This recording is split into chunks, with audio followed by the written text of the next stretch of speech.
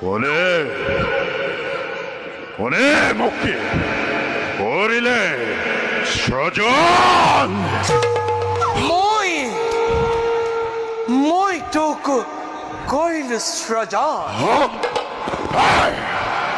কোন তুমি দেবী দেয়া তোমার সত্য পরিচয় মই জগতৰ মাতৃ আৰু তোৰ জন্মদাত্ৰী মাতৃ মই লক্ষ্মী মাতৃ মাতৃ পুত্ৰ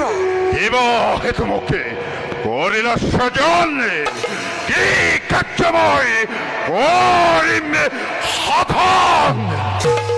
পুত্ৰ মাতৃ তোক সৃজন কৰাৰ মোৰ উদ্দেশ্য অতিকেই মহান মহান